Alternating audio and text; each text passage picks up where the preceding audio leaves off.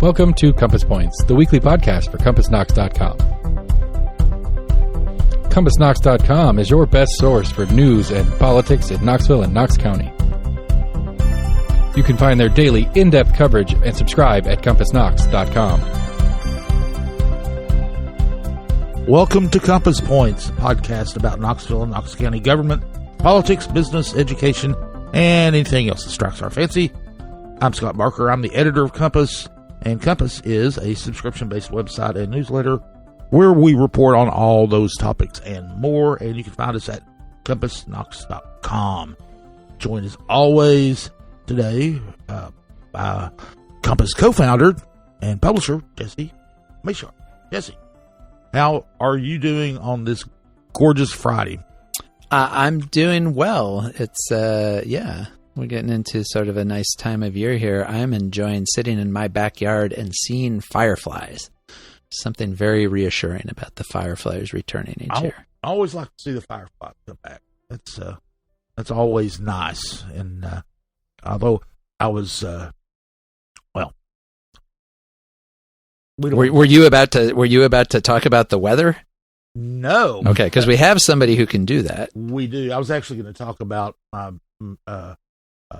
missing garbage can. Oh, yes. And recycling bin, because it's a much more embarrassing story now than it was when you first heard about it. Yes, we are going to talk about weather and Lord Seth Barber, who is the mad genius behind the board over there doing his engineering madness. So, Seth, give us your 3-day-old weather forecast. Weather's great. My trash cans are intact. I don't know how to follow this other than I'm immensely curious about this trash can recycling bin story. I think it was a North Knoxville escapade. Well, it was a stupid Scott Barker escapade. Oh, really? It turns out to be. Yes, well, we originally thought it was a typical North Knoxville thing. We have our garbage and recycling picked up on Fridays. Cans were out there Friday. They picked them up. And I'm not the most prompt person about bringing them back in, so I didn't Friday evening. And got up Saturday morning, and they were gone. They were gone. I looked around to see if they'd, gone right. somewhere. This was the first report I heard of it, was that you had found them missing. And so on Monday, I called 311. I live in the city of Knoxville. We called 311 and reported it. Had to call, or they transferred me to KPD's non-emergency line. Had to tell them about it. That's not an emergency? Well, no, I had a week. So I said, okay, it'll be a week, 10 days till you get them back. I said, okay. And didn't really notice this, but then toward the end of the week, Thursday, we looked down. There was a garbage can and a recycling bin on the other end of the block, still out there, almost a week after this was going. And so my wife Kim went down and asked them, and they said, well, no, we don't know where they came from. And it's apparently, I don't know, did it rain real hard Friday night? I don't know. Yeah, there was some rain, yeah. Anyway, well, sometimes they'll move a little bit then, but these, if that happened, they had to squeeze behind other garbage cans that were out, and there were apparently no cars parked on the street there. Usually there's at least one or two, and it had to somehow go over one of those traffic calming bump outs there to get all the way down to the other end of the. And it's a downhill thing, but come on. So anyway, then I had to make the embarrassing call to 311 cancel. And I don't know, my detective brain. I'm going to attach this to school being out and some punk kids just trying to run a joke. That's my conspiracy. Dragging them down the block and then getting bored and leaving them. Certainly possible. Well, yeah, we called in, canceled, of course, they were already bringing them and brought them to us, the new ones. So we went out and say, we don't need it. It's kind of embarrassing.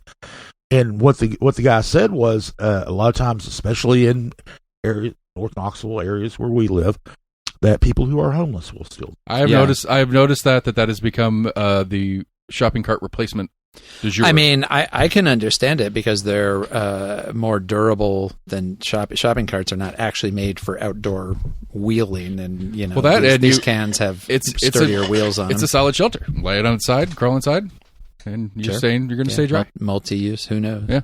Yeah, and it's way bigger as far as volume of containment. But so, did they go ahead and give you new cans and take the old ones? No, they took them back because we'd already gone down and gotten right the old ones. So anyway, that was much better than the weather. Thank you so much for sharing the story. I apologize for making you tell everybody that story. Well, that's okay.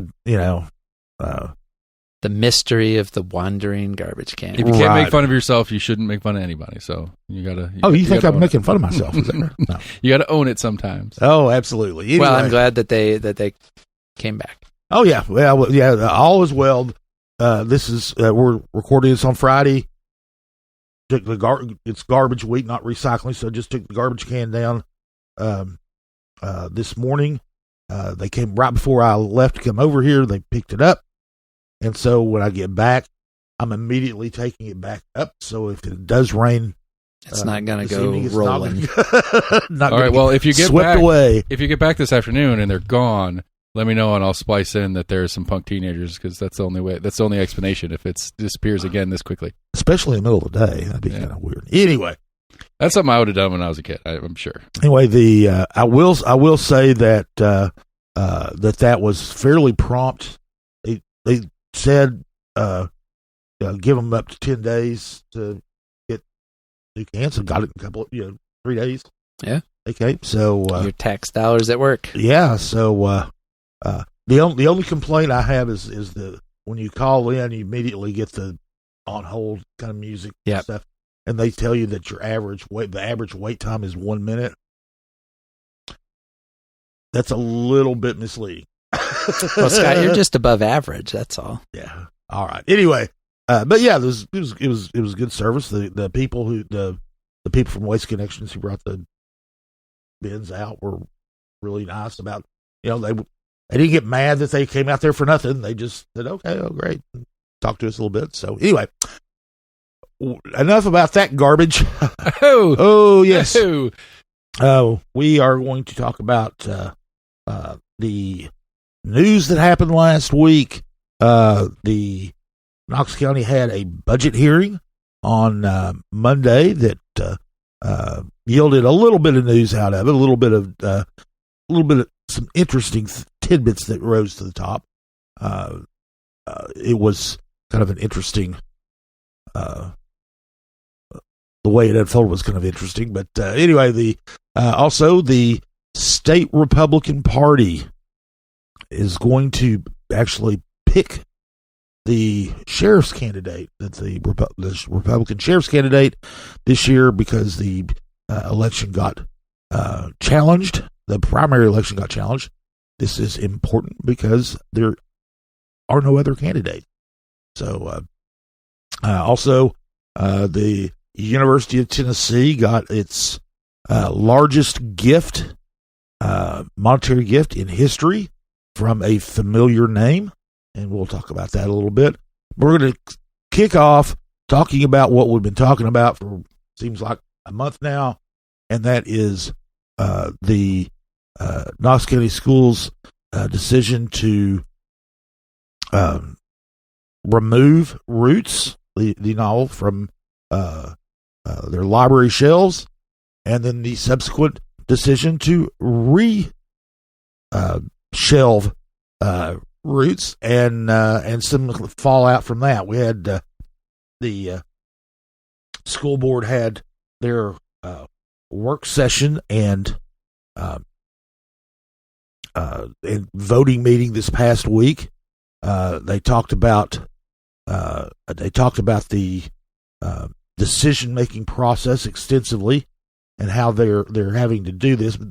The reason that all this happened is the state legislature in 2022 passed the Age-Appropriate Materials Act, which authorized school boards to remove objectionable materials. Not just authorized, but mandated.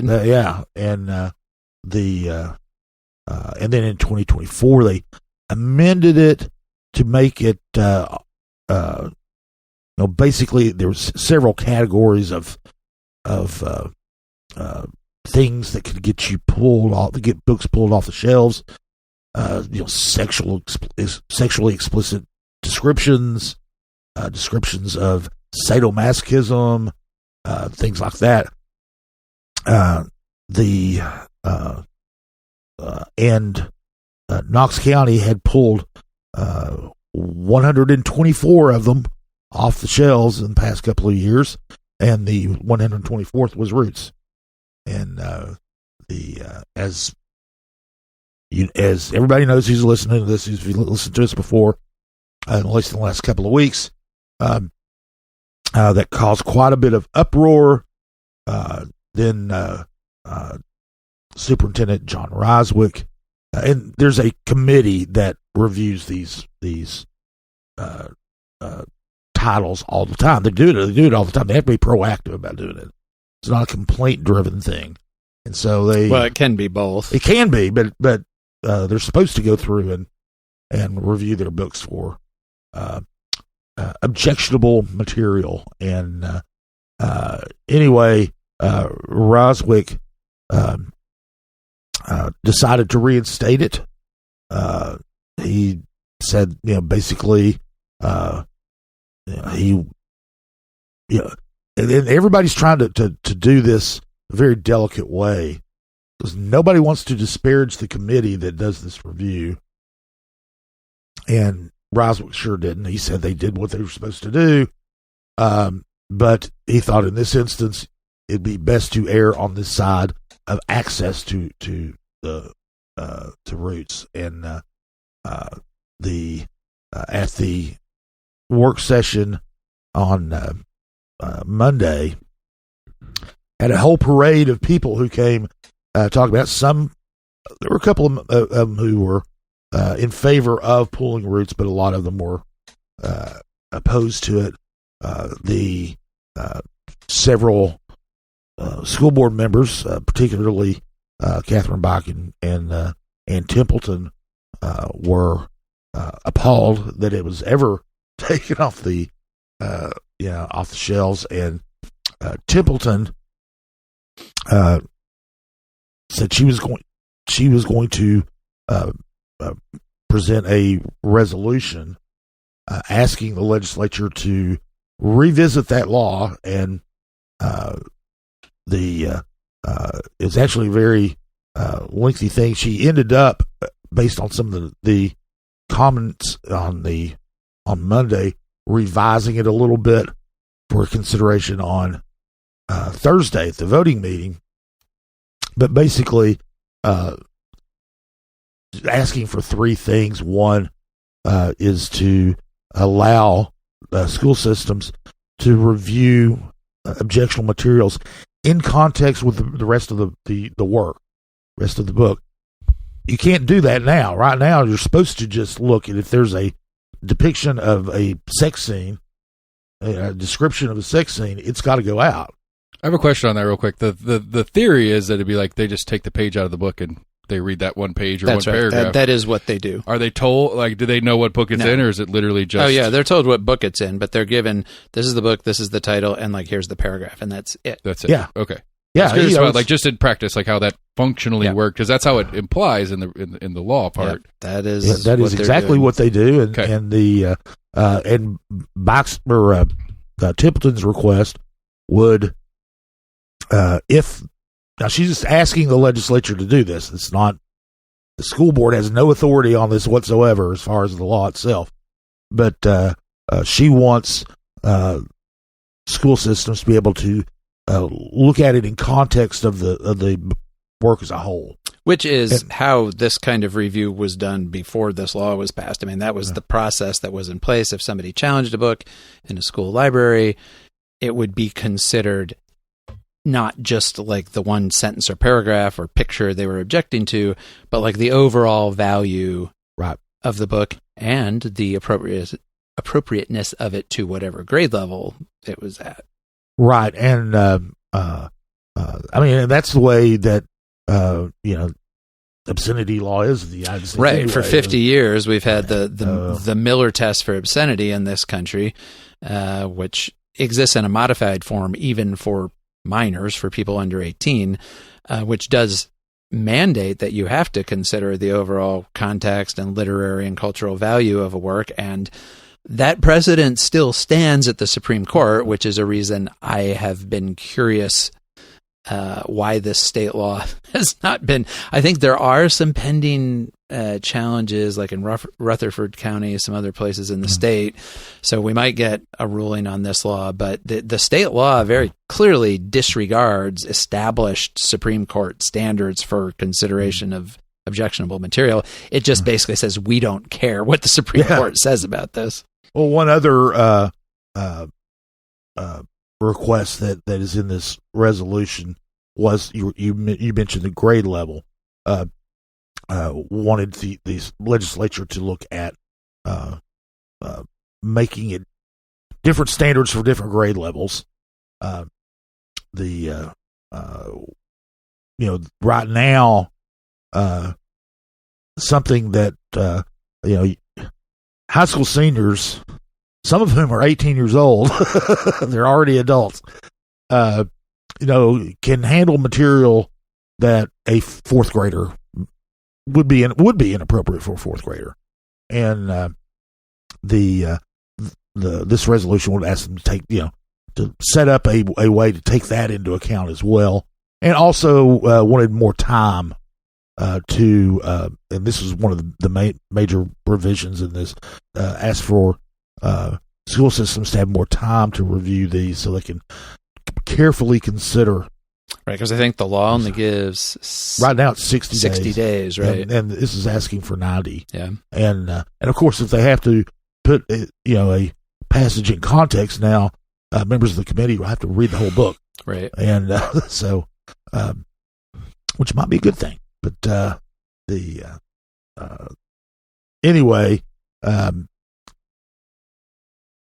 Templeton came up with that, and there was some robust discussion on Thursday evening about it. One of the more conservative Republican members of the of the board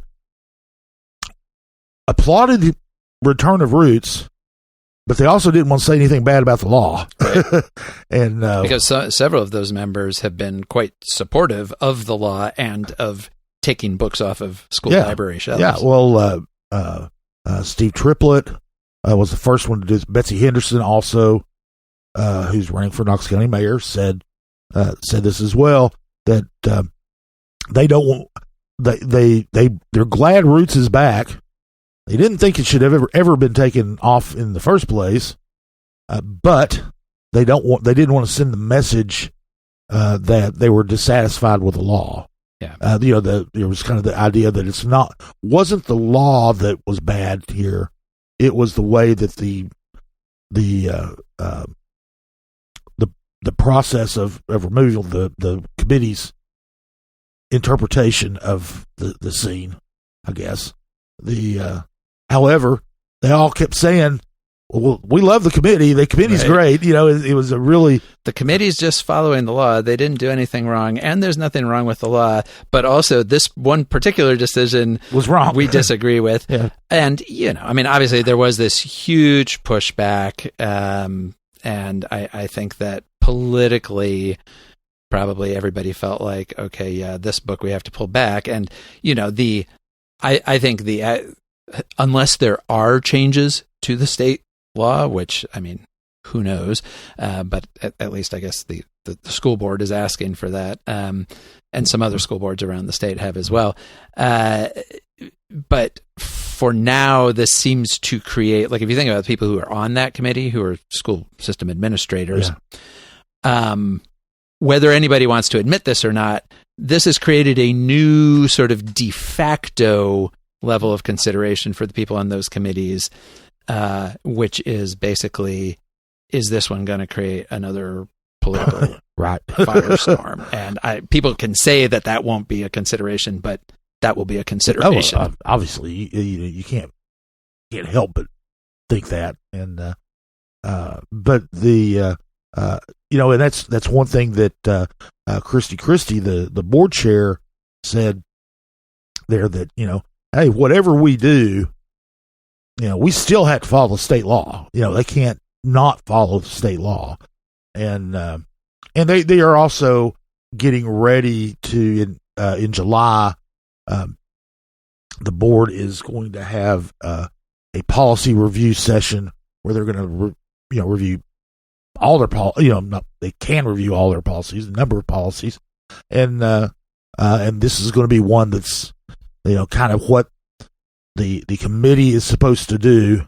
Right, because they're under the state law, the school system does have a fair amount of leeway in how, the state mandates that you have to have a review process for identifying these objectionable materials and reviewing them and removing them, but it doesn't dictate what that process is. And Knox County has set up a process that, among other things, completely shuts out the school board. The school board, there is no sort of final level of review or appeal or anything like that by the school board.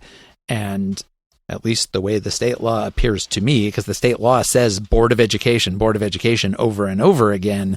Yeah. I believe the board, if it wants to, could probably redesign some of that without changing the law, could redesign some of that process to give themselves or somebody else, a different role in, because one thing that happened with the removal of roots is it surprised a lot of board members. Right. They weren't even necessarily notified of it because they're not part of that process right now. So I think, and it'll depend on how many board members want to do this, but I think they would probably have the leeway to build themselves into that process a little more if they want to. Yeah. Well, one of the issues that was discussed was transparency in the process, and they didn't know what was going on until it already happened, and many people in the members of the public who spoke said that as well. One thing on Thursday at the voting meeting, a lot more people who were supported the removal of roots spoke. It was kind of interesting. There were quite a few more. Sherry Garrett from Moms for Liberty was there, who actually said that she thought it was misapplied as well. That, but the law is great, and we need to take all these books off the shelves and everything else. So, anyway, when he got down to the vote, it ended up being a very, very close vote, and it just about fell out on party lines. The 4 Democrats,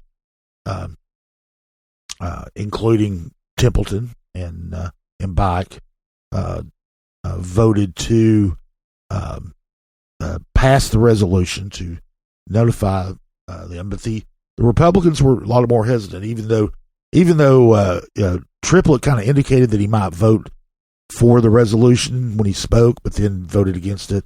So did Henderson. So the 4 of the 5 Republicans voted against it.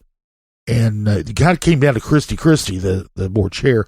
And Templeton had given a very forceful summation at the very end of the discussion that, hey, we are not legislating this. We are just asking them to talk and asking them to do something. And the time to do that's now, because if we wait until the General Assembly session begins, nobody's going to craft a complicated piece of legislation on the fly in the middle of the session, although that's been done before too. But anyway, and Christie ended up voting for the resolution, so it passed 5-4, which was, from the discussion, you were you kind of would get the impression that it would probably pass with only a couple of votes against it, but it ended up having the 4 of the 5 Republicans voted against it. So, well, and that's in line with,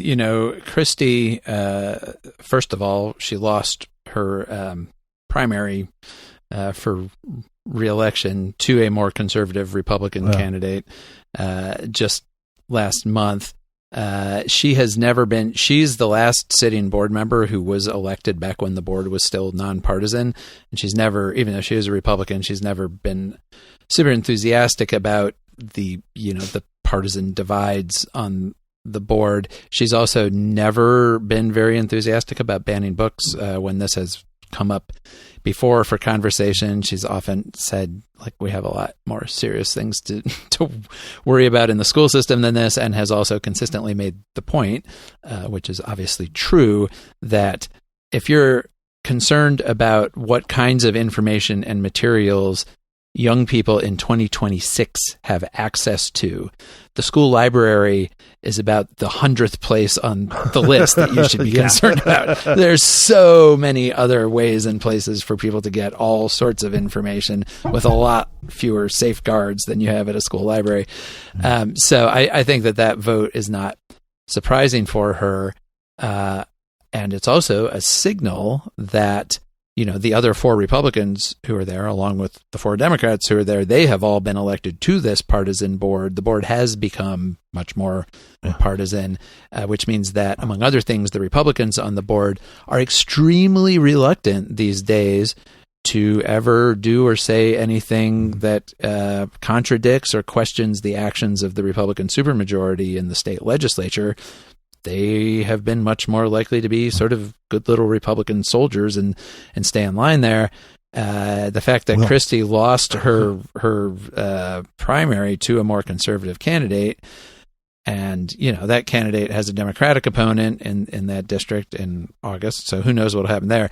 But if the seat stays Republican, then I think you can imagine that will become an even more conservative Republican bloc, because Christie, often votes with the other Republicans on the board, but that's not really the defining thing for her, I don't think. Right, and like I said, I mean, she doesn't have to worry about re-election anymore, so she voted.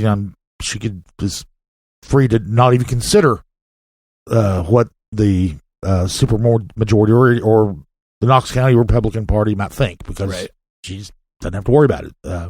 The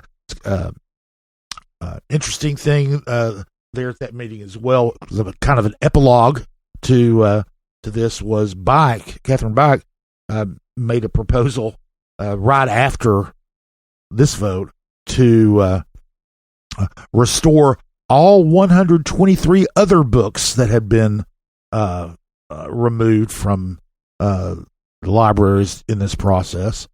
And wanted to do it now, and then have the committee review them again after the they re-examine the policy, make any changes to the policy that they were going to do, and re-examine it after that. That did not go over very well. She was the only one who voted for it. As a matter of fact, John Butler and Ann Templeton, 2 of the Democrats, passed. They did not vote one way or the other. Patricia Fontenot Ridley stepped out of the room. Now, I don't know if that's related, right? But she was gone. She wasn't. At the dais when that vote came up. And granted, it was at the very end of a very long meeting. So, but then all the Republicans voted against that, so that did not pass.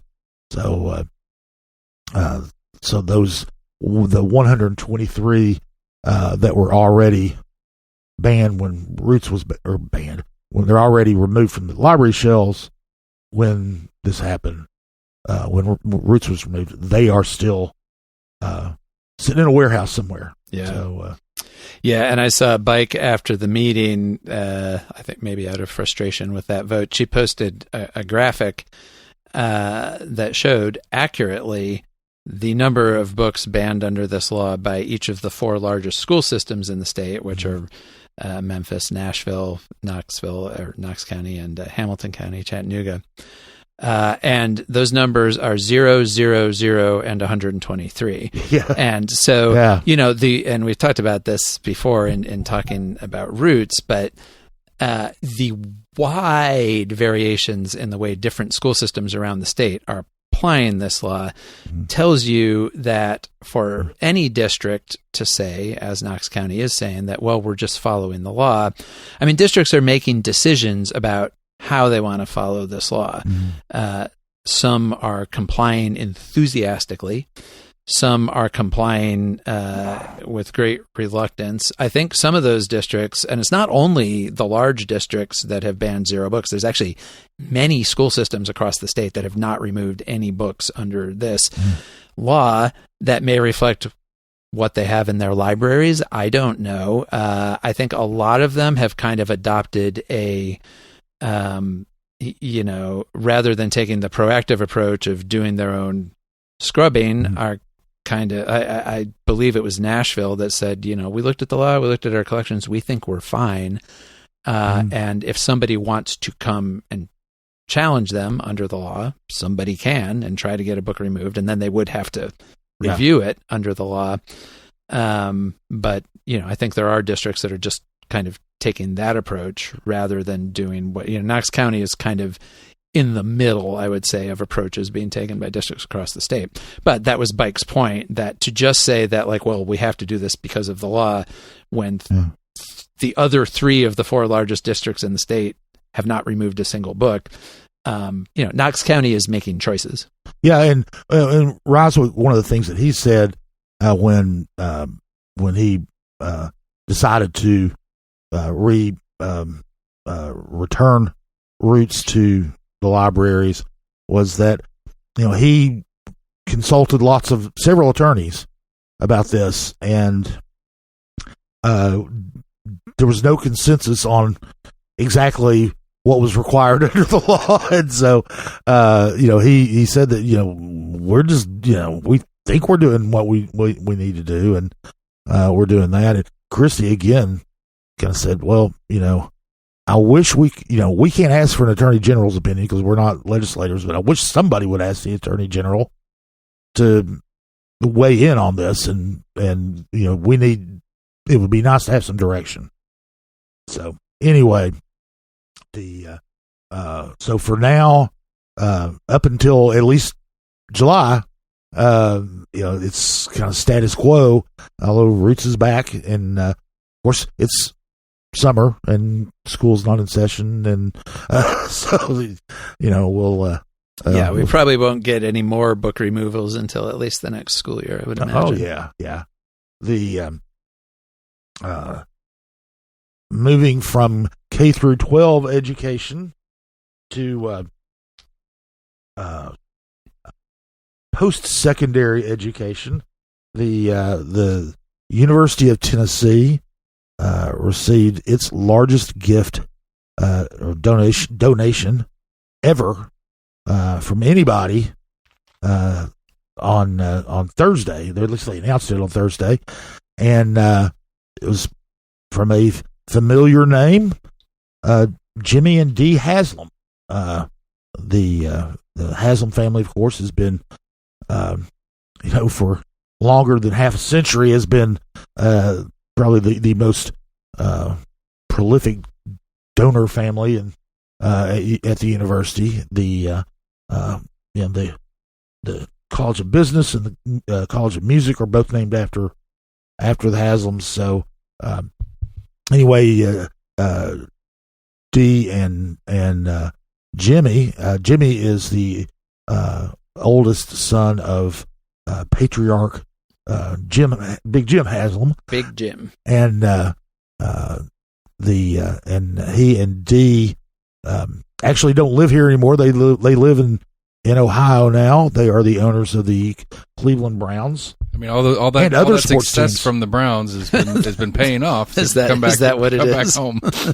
Maybe. One other thing that happened is, one of the things I did not know is that there's this energy company that he is the executive board member of, and I don't know what his investment in that is, but it's a strange little company. It runs They've got they do geothermal power in the Northeast.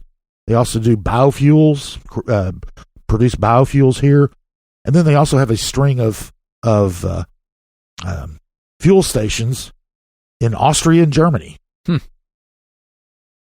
It's kind of three completely different operations. Anyway, that company is being bought by another company and not gone through yet. But anyway, so is that where some of this money is going to come? It may. I mean, I believe it's close to $900 million is what they're paying for this company. So, anyway, they had a big press conference Thursday at UT with as you might expect, a lot of praise to the Haslams for their generosity. That's it's a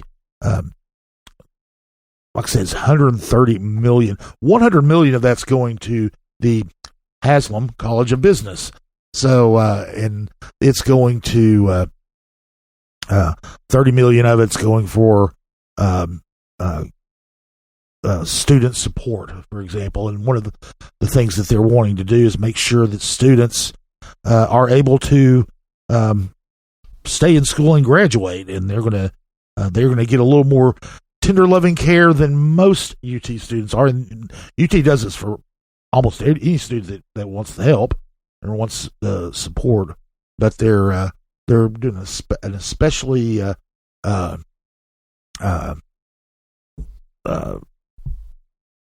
robust job here for in the future on for business students. And one thing that's interesting, and a lot of people might not know this, the business college accounts for more than 30% of the student body.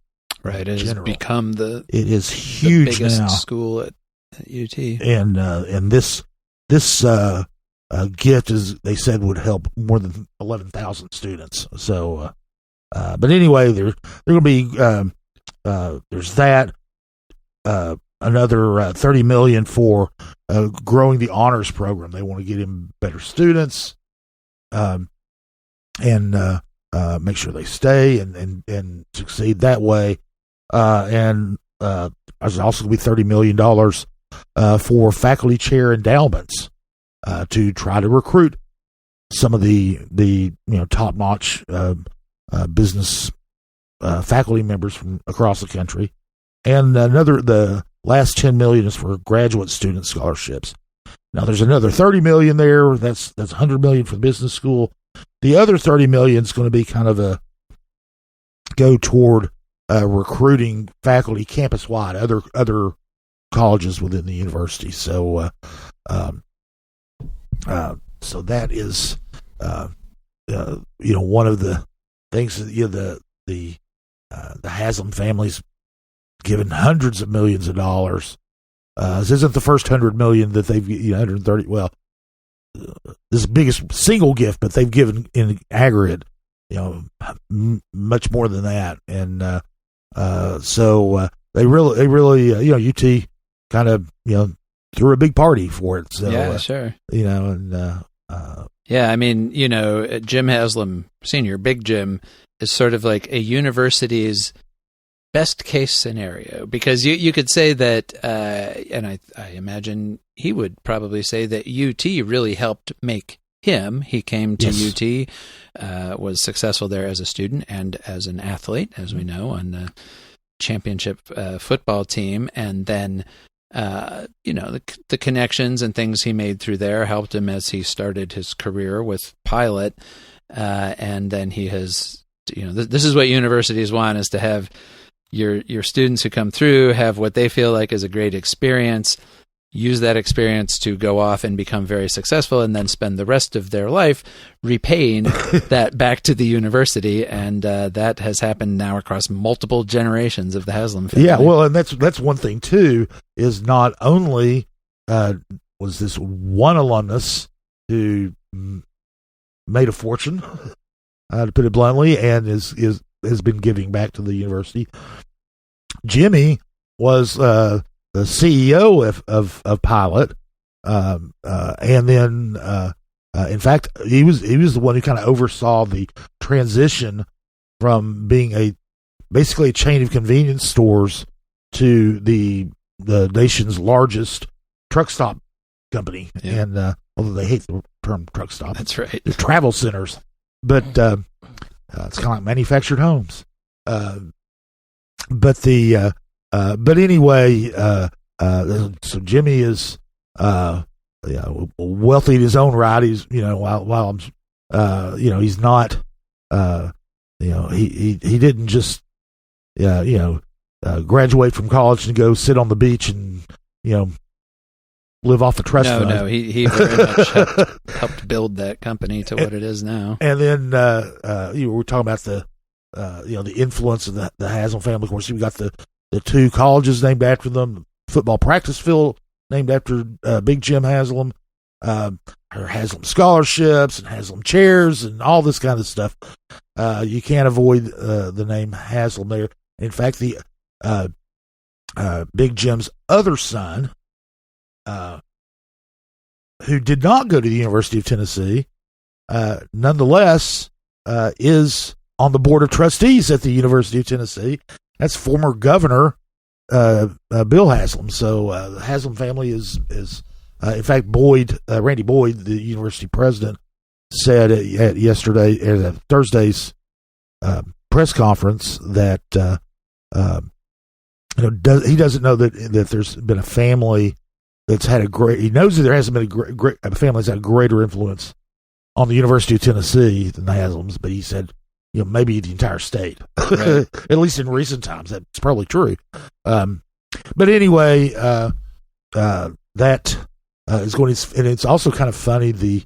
And I didn't realize this. I went to the press conference, and then when I left, I was had the sports radio show on, their talk show, and they were talking about the gift, and apparently the sports world kind of went nuts thinking that was a gift for the athletic department to help with name, image, and likeness money and all that stuff, and they were almost disappointed that it just went to academics. Right. What are you doing? Yeah,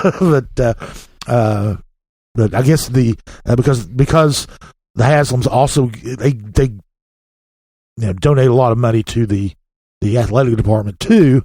I guess that was the assumption in some quarters anyway, that was going to happen. So some easily excited corners of the Vol universe. Oh yeah, and anyway, the university, as you might imagine, was just university officials were just tickled to have this gift, and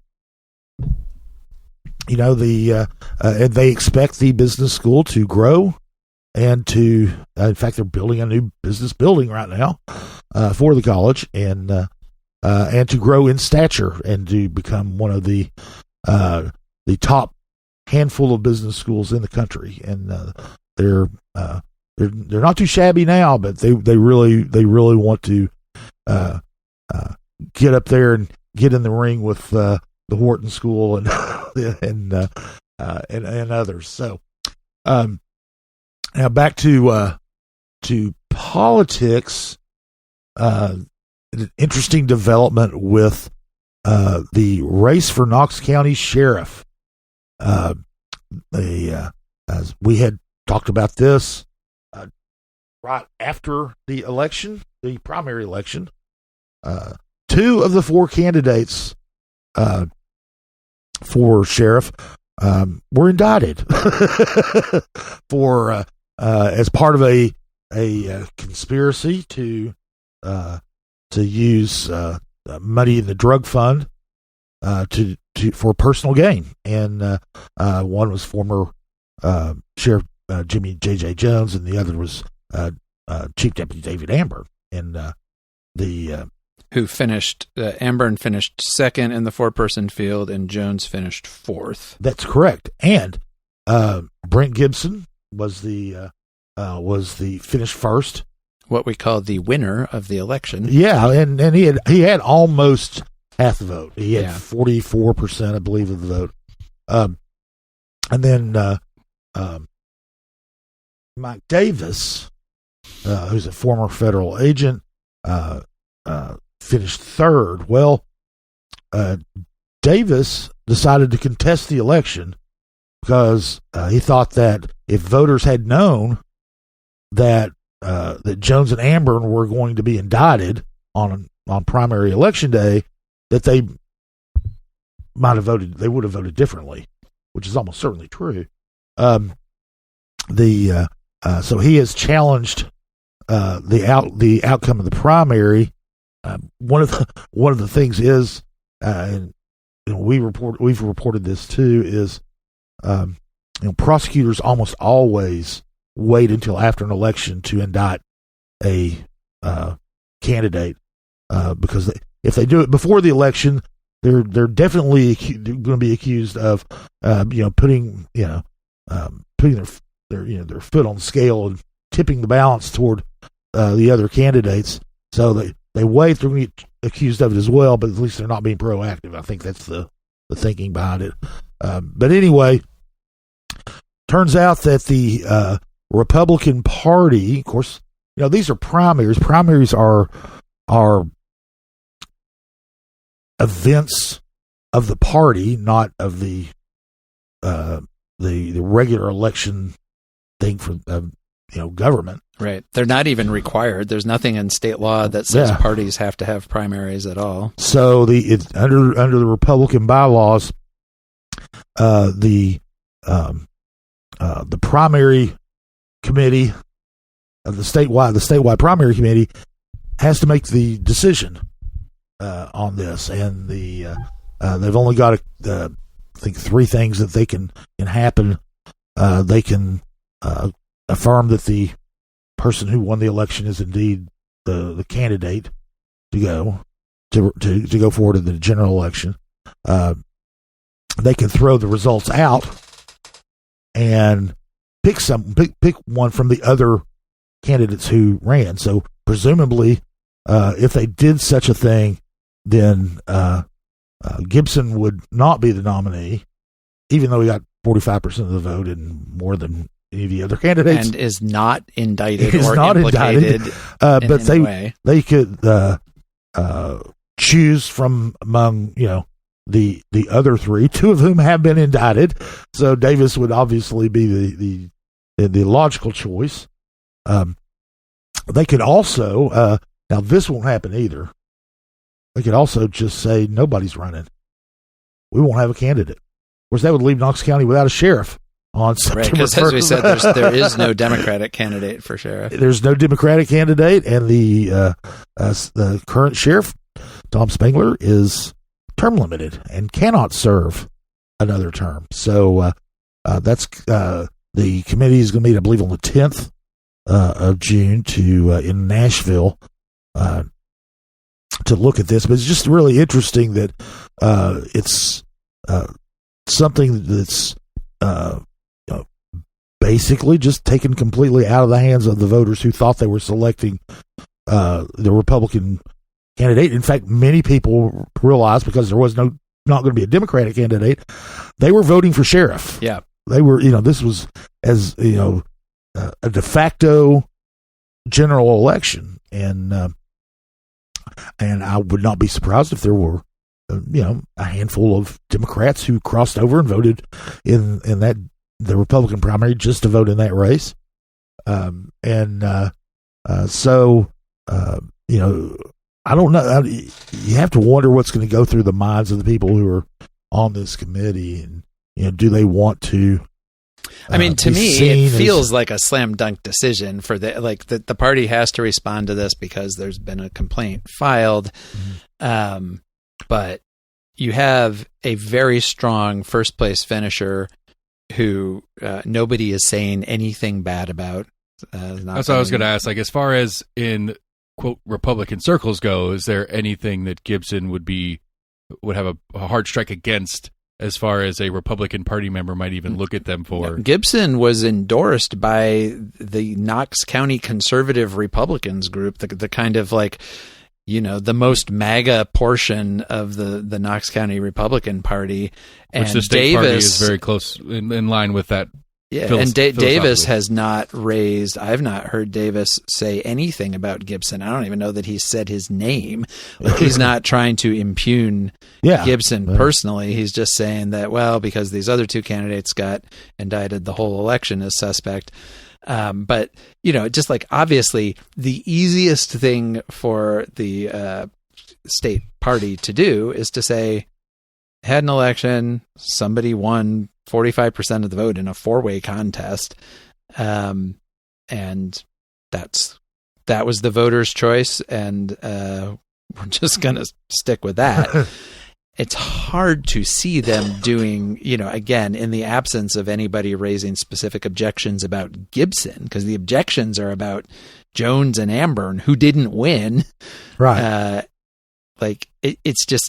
It's hard to imagine what the reasoning would be to not just go with the person who actually was selected by the voters, including that, tens of thousands of Knox Countyans cast their ballots in this election, many more of them Republicans than Democrats. And so it would be the state party kind of thumbing its nose at Republicans in Knox County who have voted and made a pretty clear choice. Yeah, of course, this is politics. You never know what's going to happen.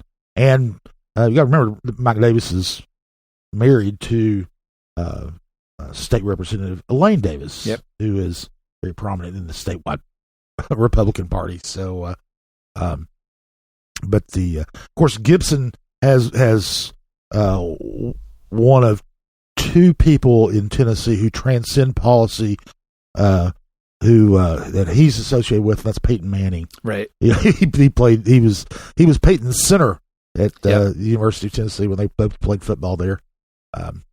No word on what Dolly says, but Peyton and Dolly are kind of like the two the two people, secular saints. Every politician wants to get their picture taken with them. Right, so, you're right. So they wouldn't only be going against the voters of Knox County; they would also be going against Peyton.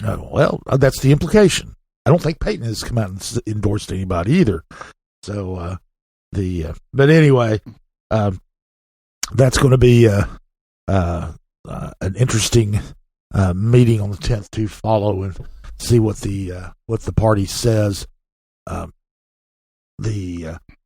Also one of the other things that happened this week, early in the week on Monday, was the Knox County Commission held the first of two public hearings on Mayor Glenn Jacobs' proposed budget for the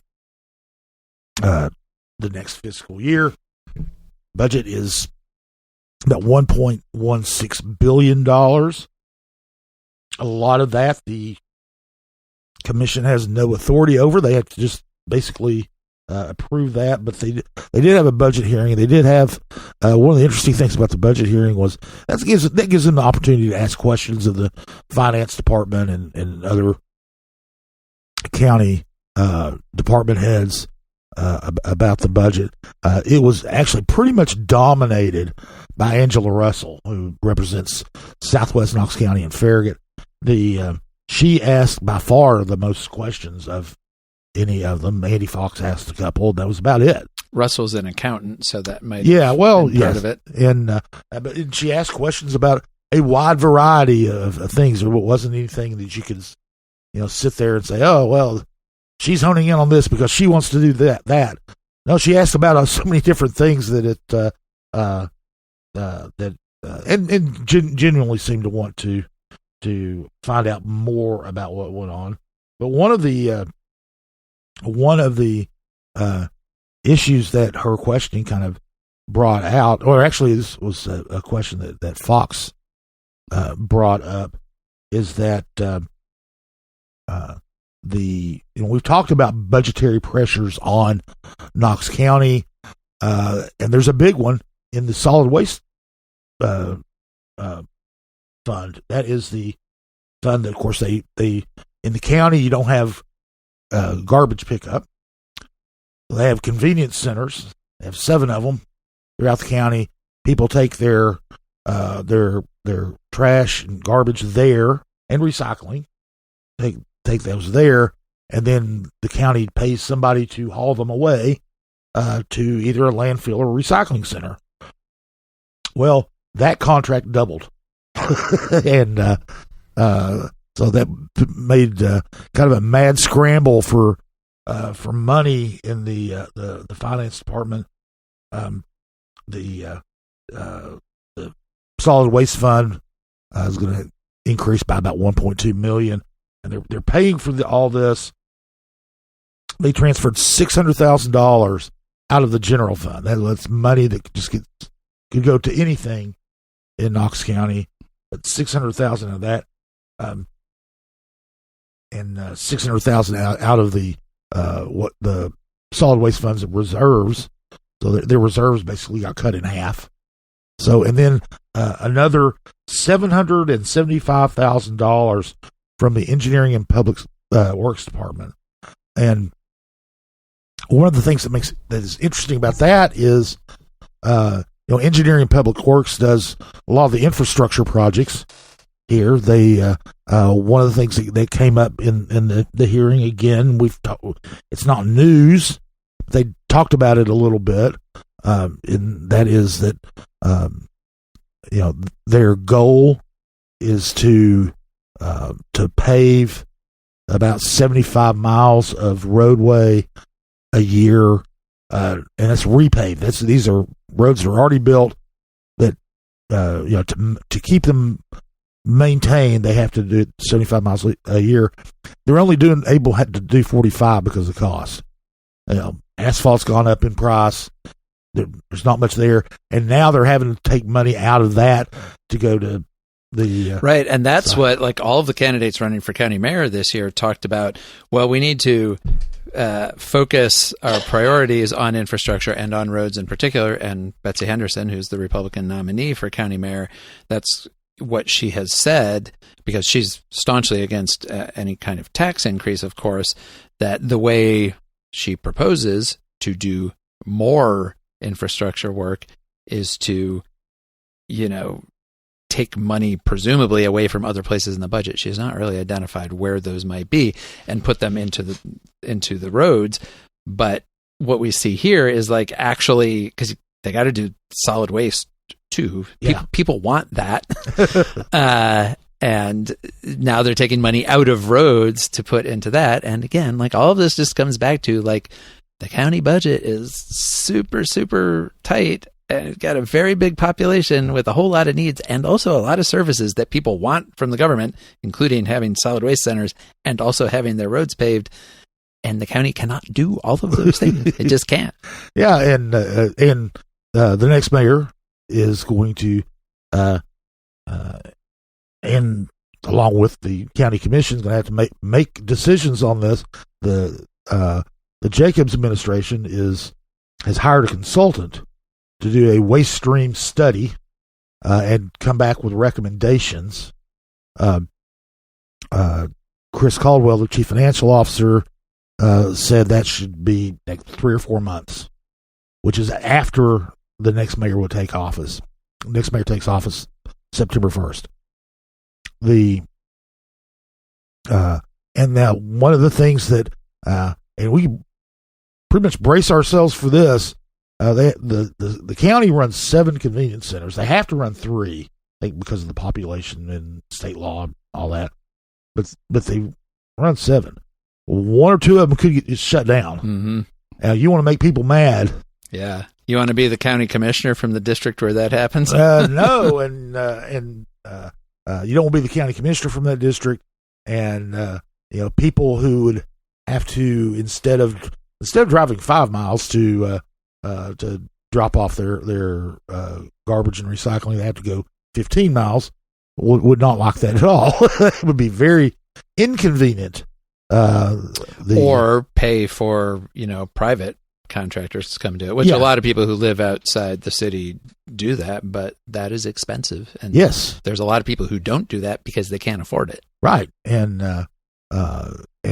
so that's going to be kind of a an early test of whoever is elected mayor to see what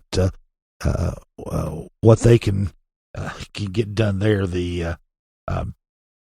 It's going to be or you could. I have wondered before if people who live outside the city but live close to city limits, like Seth here, for example, is there anybody who just kind of picks, the day of trash pickup for the adjacent neighborhood, and in the middle of the night just sneaks their bags over and dumps them in somebody's bin? Like, my trash bins always have extra capacity. Somebody could come by. Is that an invitation? Would you like me to start bringing my trash to you? I would not. But I have wondered, like, if it's closer to you to drive to a neighborhood that has city trash pickup than to go to one of these kind of convenience centers, and you've only got 3 or 4 bags of trash a week, why not just go and distribute them? You know that happens. I'll answer in my version. I know. I think it probably does. The other thing that probably happens is that people will take their garbage to a business that has a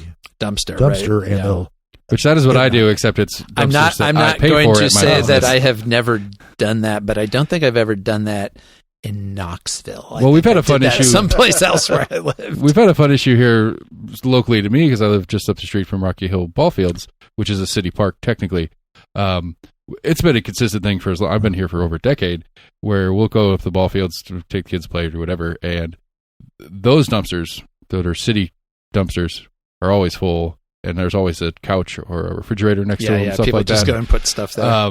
And the city's been trying to put a halt to some of that, as well as for some other reasons, I'm sure, as they've changed the gating system, and so you can't go all the way into the park anymore with the vehicle.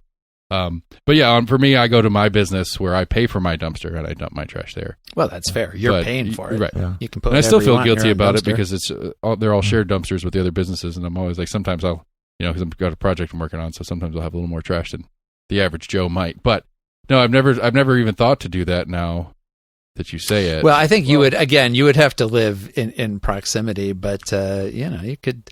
I feel like most of the trash bins and recycling bins that get put out in the city probably have some excess capacity. I mean, trash gets picked up every week. I think I'll just go downtown. We usually we have like 2 bags per week in our trash can. Now, on those weeks that my trash bin hasn't been stolen, like last week, we often have people. We have a lot of foot traffic on the sidewalk in front of our house, and people will just throw stuff in. Now that I have done, like if I'm out walking and I brought like a bottle of water with me or something, and my water bottle's empty, and I walk past somebody's recycling bin, I'll toss it in there, and I would have no objections if somebody did that. We have that happen sometimes in our, like, I'll look in the trash can and see that there's like a 32-ounce styrofoam cup from Crystal down on Broadway. And I'm like, well, that definitely was not from me. I don't care. I'd rather they put it there than toss it into the creek, which is where they go otherwise. I will. While we're on this topic, though, I have an anecdote about illicit dumping that I need to share, just because it made a big impression on me as a kid. We lived way out in the country on a dirt road in an old farmhouse in a rural county in upstate New York, and we did not have trash pickup of any kind. The nearest dump was, say, like 8 or 9 miles away. So it was, a little bit of a drive to get to. And my dad would, we had trash cans. He would like assemble all of the stuff to go to the dump, and then he would make a trip there every so often. I don't know how often he did this, but he got there one day and the dump was closed for some reason. It closed early that day, or maybe it was a holiday. Who knows? And he was frustrated. He's got this car full of trash. If he takes it home, he's going to have to because he can't just leave the trash in the car. He's going to have to take it all back out of it. And so he just went ahead. It was all in bags, but he just went ahead and tossed it all over the fence, so that when they showed up the next day to open their fence, there were 8 or 9 bags or whatever. So they knew what had happened, and you were not allowed to do this. It said no dumping when the dump is closed. And so I don't know how long after this it was, but I'm playing out in the front yard. I might have been 9 years old or something. And a sheriff's car pulls into the driveway. And I'm like, what is going on? Whoa. Go running for my dad. Dad, the police are here. And he comes out the nice county sheriff's officer comes up, verifies our name and address, and says, "Did you dump a bunch of trash at the Rush, the Rushville dump?" And Dad was like, "Yeah, that was me." And then they wrote him a ticket. He had to pay a fine, and Dad was like, "How did you track it?" And he said, you threw some magazines that you subscribed to. They had gone through the bags and found a magazine with like our name and address on it and came and got us. So I learned at an early age that you have to be very careful about where you put your trash. Well, this has been a trash themed Compass Points this week. So yeah, this episode brought to you by Oscar the Grouch. Well, one thing is I mentioned at the when we first started talking about the county budget, this was the first of two hearings. The second one is going to be Monday at 3. Not this Monday, excuse me. A week from Monday, the 15th. 15th at 3 p.m. in main assembly room, City County Building, and immediately following that, they will have a special meeting to vote on the budget. So, anybody who wants to talk to their commissioners about anything in the budget now, other than this, we're speculating on what might happen in the future with the solid waste. So it's that's not actually happening. It's not too early to get your advocacy in for that, though. Yeah, show up and say, "I hear you might be thinking about closing one, and if you do, don't make it mine. Here's all the reasons." Anyway, so that's going to happen a week from this Monday on the 15th, and that's things that are happening this week that are coming up. Is we have a city council meeting at 6:00 on Tuesday in the main assembly room, and one of the things that's going to be happening there is we've got a very light agenda for that meeting, but they are having I think we mentioned this last time 2 weeks ago when this was coming up. Care Cuts, the nonprofit that provides haircuts and other services to people who are experiencing homelessness. They wanted to, they are going to be moving to a building on Clinton Highway, and in order to do the things in there that they want to do, they need to get what's called use on review. It's a special use permission for various things they're doing. But they have gone to the Board of Zoning Appeals and have them there. It's a religious organization. They're a faith-based organization, and there is an exemption for faith-based organizations that don't have to get special use approval for doing things. Some of the neighboring business owners and residents who have been opposing this move from the get-go have appealed that. That appeal is going to be heard by City Council Tuesday. So that's about the most exciting thing on the agenda. The agenda is, like I said, very light. Then Planning Commission is going to meet on Thursday, and they are once again going to be taking up the case of their Kerbela Temple. There's a which is not a Nancy Drew mystery, even though it sounds like one. There's a proposal there. The Shriners are going to be selling that property, and they've got a developer who's planning to build a residential development there, large apartment complex there. This is on the South Waterfront, so it's got to meet the form-based code there. There's no way on that property. It's on top of a hill, very steep slopes, all kinds of issues there. There's no way any development of any size can actually comply with the form-based code.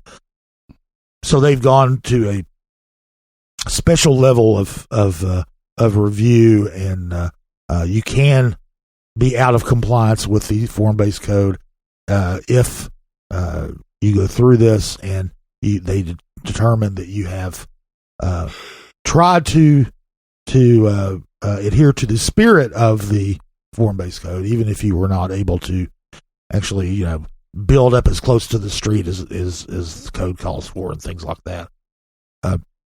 They went before Planning Commission last month.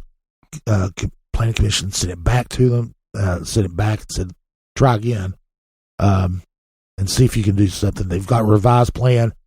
It's going to be coming before the Planning Commission on Thursday at 1:30 p.m. And so we'll see about that. This is a large apartment complex on a hill overlooking the river. And, it sounds like great views, all that good stuff. They're going to be and they're not marketing these to students. There are a lot of student housing in that area, but these will be marketed to people who are in our demographic, 55 and older. And anyway, that is active seniors. Active seniors. I'd rather be an inactive senior. I want to kick back and relax. So anyway, I'm in a little rock band that we've only gotten together a handful of times. We'll see where it goes, but it needs a name, and it just occurred to me that we could be the active senior. There you go. I think this is going to be a hard sell to my bandmates. Well, I would hope so. Anyway, so that's those are some of the things we'll be looking at next week. There will be more that will pop up as always is the case. Last week, for instance, we did not have an inkling that the Haslams would be donating $130 million to UT.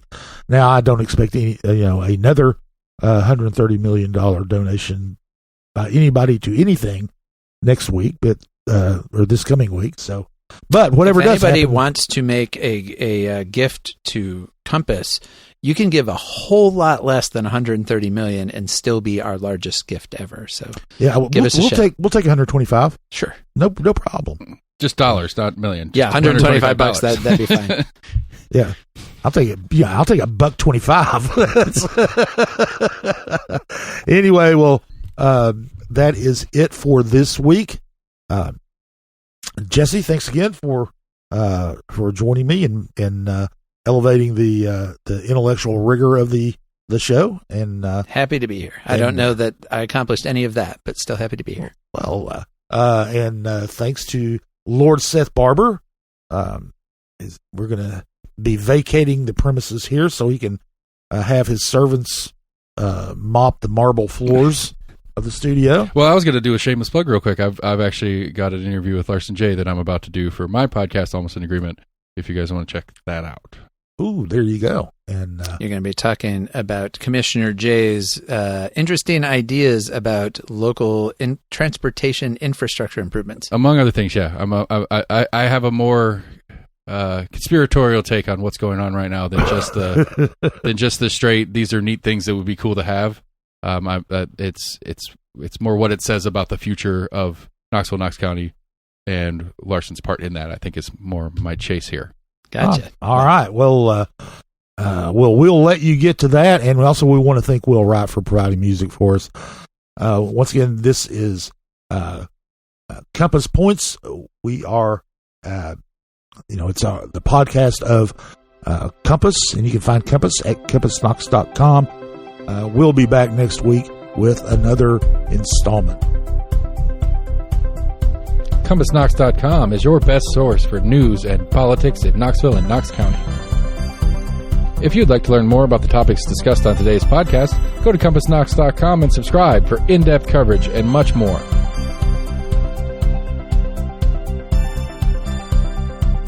And many thanks to William Wright for composing our theme song. Compass Points is a partnership of Barking Shark Media and Barbarian Productions, and recorded by Lord Seth A. Barber at Barbarian Studios, Knoxville, Tennessee.